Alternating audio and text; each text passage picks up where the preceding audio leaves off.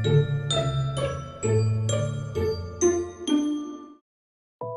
lovies! This is our third episode and ang next story ng karanasan ay galing sa sender natin na itatago na lang natin ang kanyang name sa video or sa story na ito. Ito ay karanasan na kahit na kanino ay posibleng mangyari. Ang title ng story na ito ay Dagan sa Pagtulog at ito ay part pa din ng Uncanny Story series natin. So, nasabi ko nga, nabigyan na lang natin ng unknown name si sender. And sa story na isha-share niya, ito ay during yung time na nasa bahay siya ng lola niya. Lola niya sa mother side. So, dun siya nakareside. Dito ay sa Manila at masasabi niya rin daw na luma ang bahay ng kanyang lola. At bilang estudyante, ito yung efficient for him bilang busy din ng kanyang mga magulang sa pagtatrabaho. Sa araw na yon ay dumating ang kinagabihan. Natapos na ang lahat ng mga gawain niya at habang naghahanda na siya sa kanyang pagtulog ay kausap niya raw ang kanyang girlfriend. Ang mga oras nung time na iyon ay around 10 p.m. At dahil siya ay medyo inaantok na rin, ay nagpaalam na rin siya sa kanyang girlfriend na siya ay magpapahinga na. So humiga na raw siya at tuluyan na pumikit at tuluyan na rin na nakatulog. Sa kahimbingan ng kanyang tulog ay bigla raw siyang nagising. Nagising ang kanyang diwa o tila ba naalumpangitan. Hindi ko kasi masabi, lovies, yung naalum. So, yun na lang yung term na gagamitin ko, ha? Pasensya na po. Going back, napatingin daw siya sa kanyang orasan. Napansin niya na ang oras nung time na nagising siya or nawala sa diwa ng kanyang mahimbing na pagkakatulog ay 2:36 a.m. Kaya, muli, inisip niyang bumalik na lang ulit sa pagkakatulog. Pinikit niya muli ang kanyang mga mata. Muli din niya raw hinanap ang kanyang antok. Sa oras na yon ay nakapikit na raw siya at ramdam na ramdam niya ang buong paligid. Pinakikiramdaman niya yung pwesto at tila hinahanap kung saan side ba siya magiging comfortable. Lumipas ang ilang minuto na ganun lang daw ang kanyang ginagawa. Muli rin siya ulit napasilip sa kanyang orasan at ang mga oras nung time na yon ay 2:50 a.m. na. At muli ulit siyang pinikit ang mga mata. Sa pagpikit at pilit pa ring hinahanap ang kanyang antok, ay dito na nag-umpisa ang mga kakilakilabot at nakakatakot na karanasan.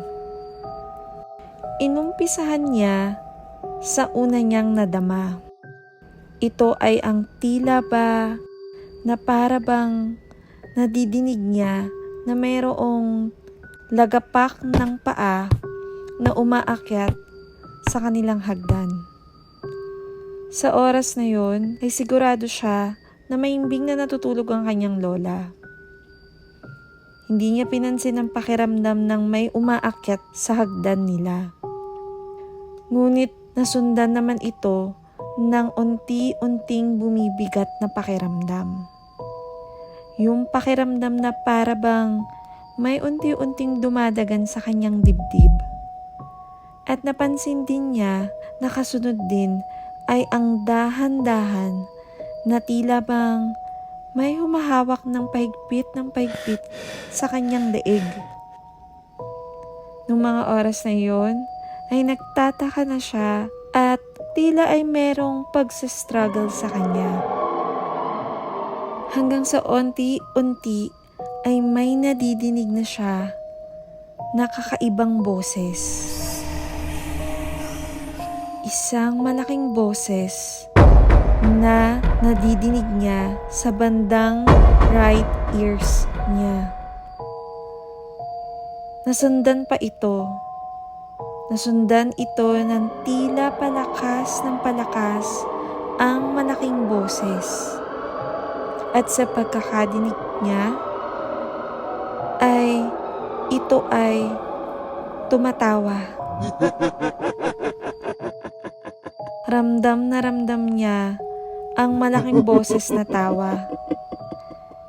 Tila ba apakalapit niya sa kanyang mukha.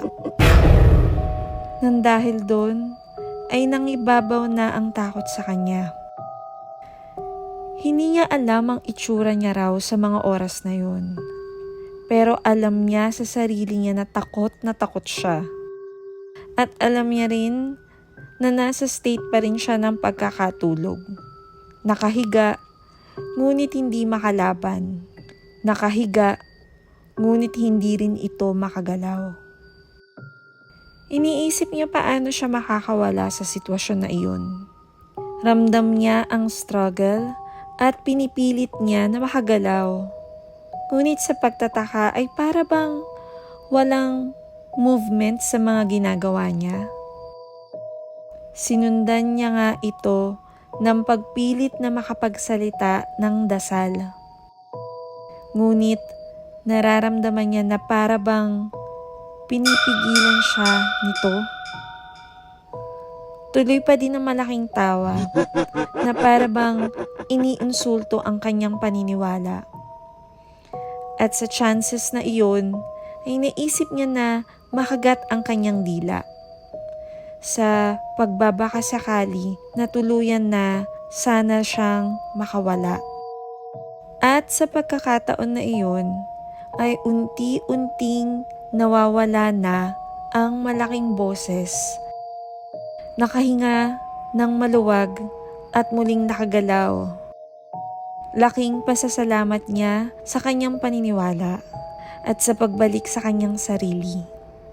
At kasabay din ng pagpanik at takot ay dali-dali niya raw kinuha ang kanyang telepono or cellphone.